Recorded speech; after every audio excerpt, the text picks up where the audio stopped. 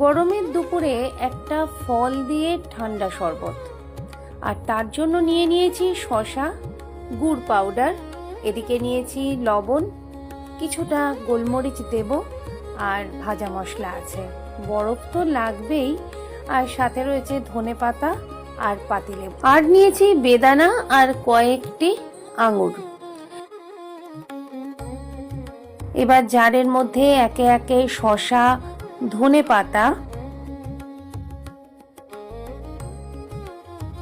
কয়েক টুকরো বরফ, গুড় পাউডার বেশ কিছুটা, স্বাদ মতো লবণ, আর কয়েকটি গোটা গোলমরিচ, আর ফ্লেভার ও টেস্টের জন্য সবশেষে দিয়েছিলাম 1 চামচ মতো ভাজা মশলা।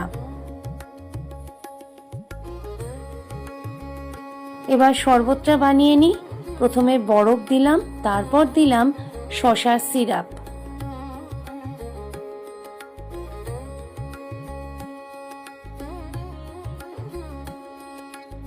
আধখানা পাতিলেবুর রস দিলাম,